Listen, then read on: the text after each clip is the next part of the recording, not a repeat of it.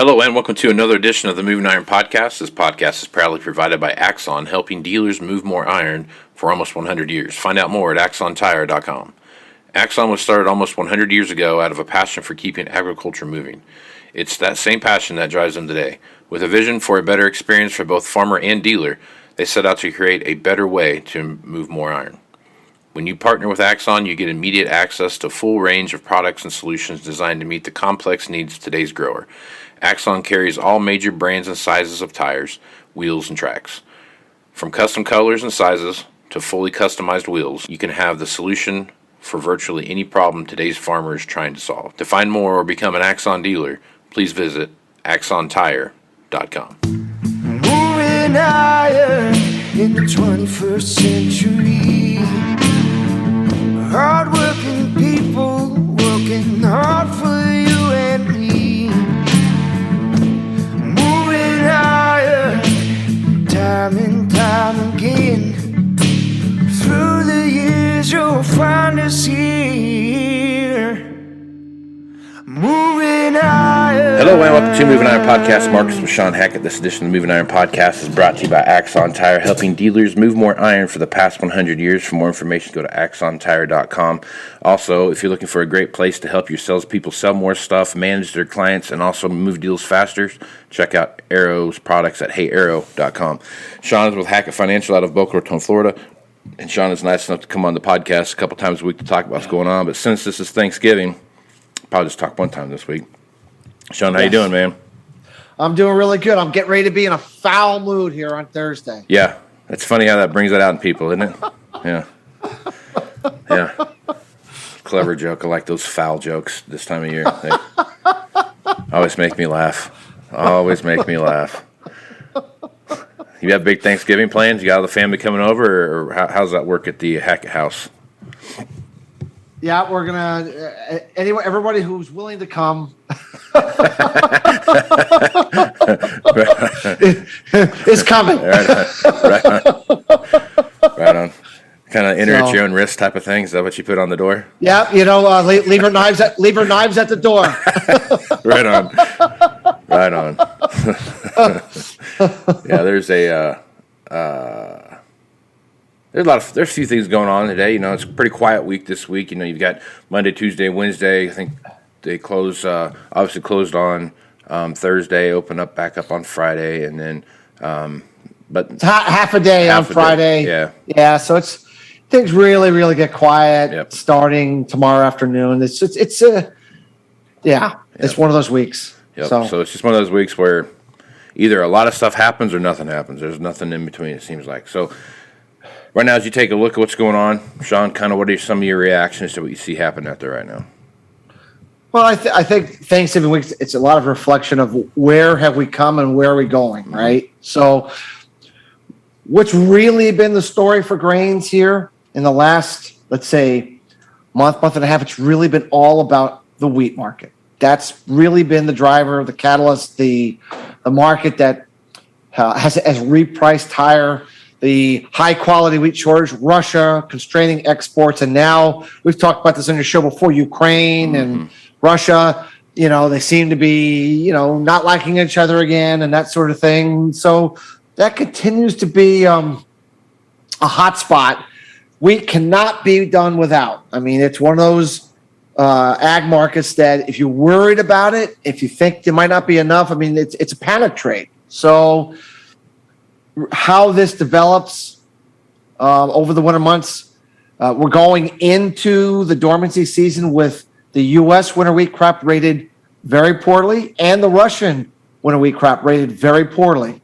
That doesn't necessarily mean anything unless you have winter kill. Because if you have winter kill and you have a poorly established crop, the damage can be much, much worse if you have insufficient snowfall. So that's kind of where we're at. But if my forecast is correct, that we're going to have a late ending winter and a pretty challenging, chaotic post-dormancy season, what's developing now in the wheat market probably has quite a bit further to go, Casey. And so I still feel right now wheat's driving corn, corn's driving soybeans. It's a wheat-centric grain market. I think it's going to continue to be that way for the foreseeable future. Yep. So, Okay, so now as you take a look at some of the stuff here, let's jump back and talk about that stuff that's over in Russia right now. So, Russia and Ukraine, Belarus and Poland are getting a little, kind of feisty with each other. I guess as you take a look at, the amount of stuff that comes through there. I mean, we're talking like not just necessarily the wheat trade, but also pipelines that are coming out of Russia into Europe that go through Ukraine and go through those part of the world. Start looking at where natural gas is right now, and you start throwing other things on top of that. I guess what are your thoughts there? Are you expecting to see the trade start taking a closer look at those things from a natural gas perspective? Russia's in a position right now where they have wheat, they have natural gas, they have a lot of resources, and they feel that they're in a position where they can exert geopolitical power right now. And they're doing it because they know they can. They're in for right now, they have the upper hand, and they think that they can, get some advantage in the geopolitical scene by putting this pressure on Europe, putting this pressure on Greece, for example, that buys a lot of wheat, that sort of thing. And so I think they're going to want to continue to try to, get as much out of this crisis as they possibly can before inevitably things calm down and things kind of normalize a little bit. So they're going to continue to be a problem for natural gas, for energy, and for wheat going forward. And so there's probably more fireworks ahead. I don't think they're done playing all their cards yet in terms of what they want to accomplish over the winters into the spring. So yeah, it almost makes you think that they're going to do something when it gets cold. Make some move someplace to where they're like, all right, cool, it's February, and we're going to shut off the natural gas to Europe. So, see how much you like that type of thing. So it'll be interesting to see what Russia does as the winter progresses, when they kind of have an upper hand on the rest of the world there a little bit. So right now, let's talk about wheat a little bit. So wheat yesterday, we've been hitting that pretty hard, and what that looks like. Wheat yesterday, I believe, had just an explosive day. I mean, it was up like 25 cents and just took off and ran like crazy. But down, obviously settled down a little bit today, and what that looks like. But I guess as you take a look at wheat right now, what was kind of driving that big run up earlier this week? I really think it's continued angst over the supplies of wheat, over just, it just doesn't seem like you take the number one exporter of wheat off the market at a time that we already have tighter supplies, at a time that we have an historic high quality wheat shortage. You just have people that are very nervous. We're going into the winter season. Everyone's worried about the logistical problems getting worse. It's just everybody is uncomfortable. And, wheat has always been a choke point for countries. It's the most global ag market out there. Everybody produces it, needs it, uses it, exports it, buys it. And so, wheat gets going, and it just sets up a lot of emotional trade. And I think that the wheat market is sensing that. And like I said, if our overall winter weather forecast is correct, we feel blow-off tops are coming here as we go into the spring season. What exactly that means for price, we'll have to see. But we've been pretty strong that we think corn and wheat markets are likely to make a higher high than they made this past season. It could be considerably higher if our weather forecast is remotely correct. And so I continue to believe that if you're on the cash buyer side of corn or wheat or whatever, I'd be using breaks over the winter months to just make sure, I got myself covered just in case I am correct. And we have this really, really important shortage here in the springtime. Yep. So, all right. I've been reading about this, and there's a new probe in about every commodity market right now because the prices are so expensive, and there's a million reasons why prices are expensive outside of price gouging. But I mean, I'm sure there's some guys that are taking a look at that and seeing an opportunity to make some money. But I guess as you take a look at what's going on in a couple different things, one is they want that there's Biden wants this probe into what's going on in the oil markets, and start talking about our people taking advantage of stuff. And then you got Elizabeth Warren coming out here talking about she wants a probe into the turkey and poultry markets because prices are so expensive. What's your thoughts on that? I mean, to me, it's a truly an inflationary thing. It's a logistics thing. There's a million different things that are going into that are driving up prices. Least of which, in my opinion, are price gouging. So I guess, what's your thoughts there? Well, there's always some price gouging. Always. I mean, there's always those that look to scalp. Of course, yeah. during these times. Right. But the majority of the reason for the higher prices is not gouging. It is the fact that we've had very, very, very bad weather for several years now that have hurt production.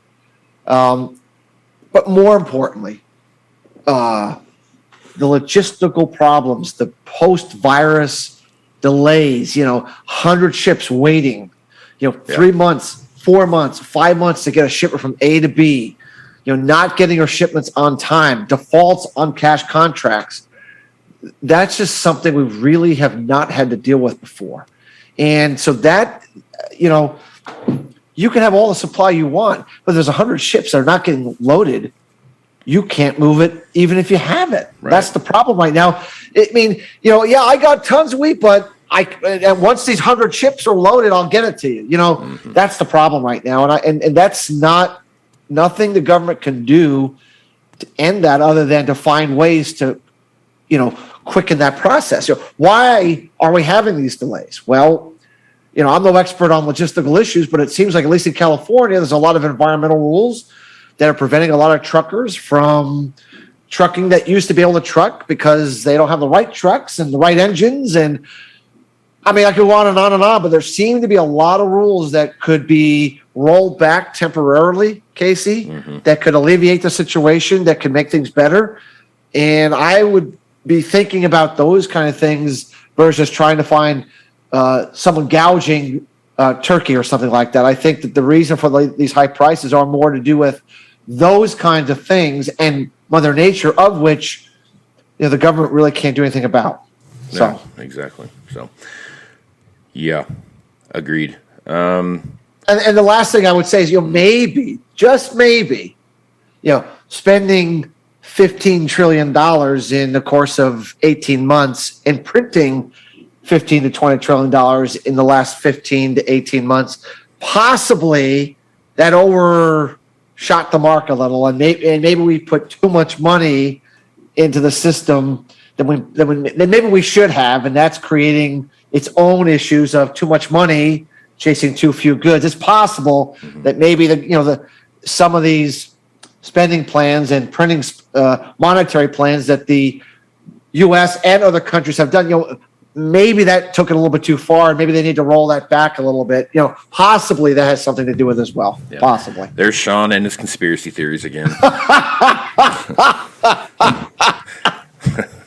Yeah, I'm pretty sure that has a lot to do with it. Yeah. Yeah, it's just a theory, but they probably did a little bit too much, Casey. They probably did a little bit too much. They might have done a little too much there. just a little. Just 8 trillion too much. Just a little. Yeah. Just a little. Yeah, they went overshot it by 50%. Not too bad. Yeah, just it was close. Yep. It was close. Yep. All right. Last but not least, let's talk about what's going on over in the energy markets here a little bit more in depth. Obviously, this is a big travel weekend for folks. This is kind of the first post-COVID holiday time frame that folks are going to really get out and travel about and really go. More so than probably next year. I think they're anticipating a pretty big jump in what we're seeing there. But now you throw $3.50 gas, $4 gas in some places on top of that. What do you think that'll do to the gasoline market, diesel markets, those kind of things as we head towards the end of the year right now? Because we're going to see the same thing Christmas time too. I mean, I think largely the market, of course, knows that we always get better, bigger travel during the holidays, and so it anticipates that, right? It runs the price up in advance, and we've had huge run up in gasoline prices, huge run up in heating oil prices. So I can't imagine the market is going to be surprised that we're going to drive a lot and fly a lot. I think it really comes down to, what kind of weather does the world have? Does the U.S. have? Does North America have? That's what I'm not. I think the market has priced in a normal winter, okay, but I don't believe they priced in a colder than normal winter or a really colder than normal winter. And I think that should that pattern develop, as we've been talking about on this show, as we move into the end of the month, into December, that could be where the market has not priced in what it needs to, and that could be where the next switch goes off to price further higher, not having anticipated that. So that's where I think the market may not have anticipated things yet. Hard to imagine they haven't anticipated an active holiday travel season. It's been advertised for quite a long time, and so I think prices probably have already reflected that. Yeah. And of course, there is talk about releasing some of this inventory from the reserves, the strategic reserves here in the U.S. But remember, you can release all the oil you want. Yeah. It's a processing issue. Right. You can only process so much. And from what I understand, the processor, the refineries, refine as much as they can, so they can make oil as cheap as they want. But right. I'm not sure it cheapens up gas and heating oil that much. No. So no, I think the normal U.S. Refinery is running something like 98% capacity. 99% exactly capacity. I mean, they're going as fast as they can go. All right, Shawn.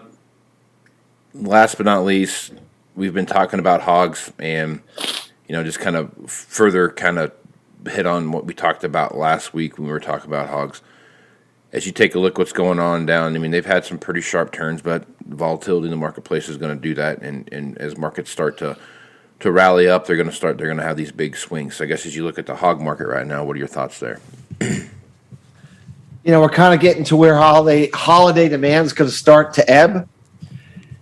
Chinese imports of U.S. pork are down 41% here in the fall from last year, because we talked about the oversupply, the ASF, the liquidation. We don't think they're going to come back into the market until we get into the first quarter, late first quarter. It's going to be really, really hard to support the hog market here, Casey, as this holiday demand comes up. We're worried about another shot down in the hog market into the first quarter before we get more constructive that they're going to rebuild the herd. The shortages are going to start to redevelop. Pork prices and hog prices are going to take off in China, and they're going to have to come back to our market and buy big again. But we have to get there first, and we don't think we're there yet. So we're continue to want to be a hedger. If you're a producer of pork, of hogs, we just want to be a hedger here into the first quarter, protect first quarter prices. We just are worried about that right now. So, right on. Well, Shawn, the other thing that I would mention, the weather pattern in South America. We've been talking about wet in Brazil, dry. Yep. There is something new that's potentially developing that we wanted to talk about real quick. Okay. If it's okay. Absolutely. We talk a lot about sudden stratospheric warming here in the north, in the Arctic, but we do get sudden stratospheric warming events in the South Pole, in the Antarctic. If we typically get them between September and January. That's typically the time frame we get them, and we're getting one. It looks like we're getting one now over Antarctica. A sudden, where the air above Antarctica is starting to really, really warm pretty rapidly. Now remember, they're moving into their summertime, so we're not talking about freezing temperatures like we are in the U.S. Right. This is more about rainfall patterns. So what's interesting is we went back to 1970 and looked at all the sudden stratospheric warming events that took place in Antarctica to now. Every single one has occurred during an El Nino, but one occurred during a La Nina, and we're in a La Nina. So what's happening is pretty unusual. They have a sudden stratospheric warming in a La Nina, but when we ran the analog against that year, what it showed was that it supports a very, very dry Argentina, which was already part of our forecast, but it actually enhances the dryness in Argentina. But what it also does is it actually starts to dry out Brazil from the central south to the central west, something that has been wet up to this point. So if this sudden stratospheric warming event verifies as it looks like it is, and we get a full-blown event here in December, we're going to start thinking about drying out our forecast here, Casey, for Brazil. And that could really have some implication for second crop corn production. Soybeans is going to be kind of too late to worry about that, but it could be another issue for second crop corn. So just something to kind of keep in the back of your mind, that we might need to dry up our forecast here for the key growing regions of Mato Grosso in the western part of Brazil, based upon this new development that's taking place that looks pretty clear is starting to happen. So it's an interesting development, but something that doesn't really change the Argentina forecast, except it accentuates it, but it does dry out the back half of the growing season for Brazil. And so that's something we're going to be eyeing, focusing on a little more closely, and possibly drying out our second half forecast here quite a bit, if we get a couple more weeks of this warming that we think looks like it's going to happen. So something definitely keep your eye on, because it has a huge impact on moisture patterns. The other thing for Australia's been very, very wet. I'm sure anyone's been following, it's been very, very wet. It also means a big dry out for them. Okay. So just something this is like within the last week, we're just popping up on our radar screen that everybody needs to keep an eye on. It could be a big change in the weather pattern. It could be a market mover as we move into the first half of 2022 for Brazil. So right on. That'd be a big deal, because right now they're actually talking about too much water. So if it flips around the other way to where you could have some potential mild drought situation, then that could make a big difference in what we see happening out there as far as corn price goes, especially, as we move into that January, February time frame when we're done counting everything that's in the bin. So it'll be interesting. Well, corn prices for sure, second crop corn, certainly, coffee prices, sugar price. I mean, there's a lot of markets that would be impacted by a dry second half growing season pattern. So, it's early. More has to develop, but I mean, it is a legitimate enough warming now that we're thinking this could be something that's going to start to really change the pattern in Brazil that from what we've seen up to this point. Yep. Doesn't really change the weather into December, but could change it from January onward. So something for your listeners to maybe keep in the back of their head about, how they're thinking about second half production. Right. So, well, that's a good development, Shawn. Thanks for throwing that out there. Well, I think that pretty well covers it for today, Shawn. Pretty good stuff as usual, and you did a great job throwing that in there at the end, because that's going to be something to really pay attention to. So folks want to get more information about what you're looking at there. What's the best way to do that? Our website is Hackett, Hackett, advisors.com. We have interviews, white papers, sample reports, all kinds of things on there to let people know how we do things and why we do it, to see if we could be of some assistance to your listeners. Absolutely. And guys, definitely pay attention to what Shawn's saying, because what he just said right there, I promise you won't hear anybody else saying that. So make sure you check that out. So, Shawn, have a good Thanksgiving, man. You too, Casey. Really, really appreciate it. And I'm grateful for being on your show. Well, I'm grateful you're on my show. So that's a two-way street there, but appreciate that, man. So I'm Casey Seymour with Moving Iron Podcast. Make sure you check me out on Facebook, Twitter, and Instagram. That's where you're going to find the latest editions of the Moving Iron Podcast. Also go to MovingIronLLC.com for all the latest editions of the Moving Iron Podcast, as well as all things related to the Moving Iron Summit, as well as the podcast too. So with that, I'm Casey Seymour, Shawn Hackett. Let's go inspiring, folks. Out. You want to have a meaningful competitive advantage to help sell more equipment. Whether you represent the sales, parts, or management department of an implement dealership, there's a surprising amount of complexity when it comes to tire, wheel, and track technology.